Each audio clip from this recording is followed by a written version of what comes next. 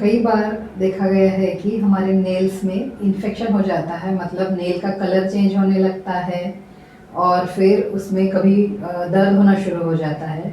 तो ऐसे केस में जब हम हमारे स्किन के डॉक्टर के पास जाते हैं तो फिर वो उसे एग्जामिन करने के बाद बताएंगे कि अगर आपको फंगल इन्फेक्शन हुआ है तो फिर हमें कैसे ट्रीटमेंट लेना है, क्या प्रिकॉशंस लेना है। तो जनरली अगर हमारे बॉडी में हमारी इम्यूनिटी कम हो गई है तो इस तरह का फंगल इन्फेक्शन हमें हो सकता है। जनरली डायबिटीज़ वाले पेशेंट्स में फंगल इन्फेक्शन होने के चांसेस ज़्यादा रहते हैं।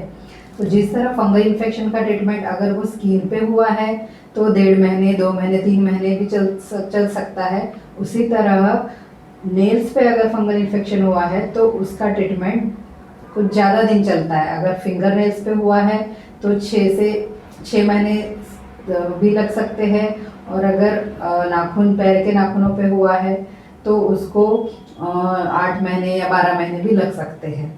तो ऐसे केस में हमें उसकी ट्रीटमेंट डॉक्टर देते हैं। उसमें पहले तो सबसे पहले उसके प्रिकॉशंस बताते हैं, जैसे कि अगर स्किन पे जो फंगल इन्फेक्शन होता है तो हमें जगह सूखी रखनी है जिसके कारण उस पर फंगस ग्रोथ ना हो पाए।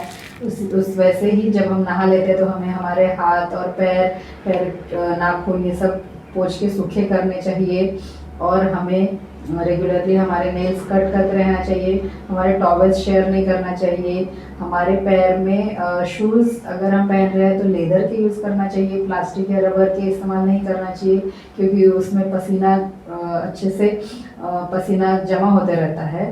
दूसरी बात है कि सॉक्स, प्योर कॉटन के सॉक्स इस्तेमाल करना चाहिए। अगर कॉटन नहीं है, मिक्स्ड फैब्रिक है, तो वो भी पसीना उसमें जमा होके हमें फंगल इन्फेक्शन के चांसेस बढ़ जाते हैं।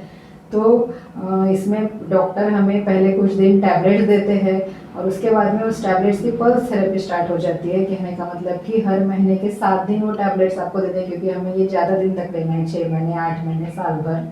और फिर एंटी फंगल कुछ हमें लगाने के लिए लिक्विड देते हैं, तो वो हमें नेल पेंट की तरह लगाना है। हफ्ते में 1 बार लगाते हैं, पहले सूखा करना है, पोंछ लेना है और फिर वो लगाना है। और अगर हमें फंगल इन्फेक्शन है तो हमें नेल एक्सटेंसर्स या फिर नेल पेंट का इस्तेमाल नहीं करना है। और मेन है कि ये फंगल इन्फेक्शन कंट्रोल में आना चाहिए, इसलिए जनरली हमें अपनी इम्यूनिटी बढ़ाना है। इम्यूनिटी बढ़ाने के लिए हमें डाइट, एक्सरसाइज और स्ट्रेस को कम करना है। डाइट में हमें इम्यूनिटी बढ़ने के लिए अच्छा हेल्दी फूड लेना चाहिए, और हमारा अगर शुगर है, डायबिटीज़ है, तो हमें शुगर कंट्रोल में रहना चाहिए। और पूरा इन्फेक्शन जब तक हमें डॉक्टर नहीं बोलते तब तक हमें बीच बीच में कोर्स बंद नहीं करना चाहिए कभी भी। तो इस तरह अगर ये हम प्रिकॉशंस लेंगे तो नेल का फंगल इन्फेक्शन हम कंट्रोल में कर सकते हैं।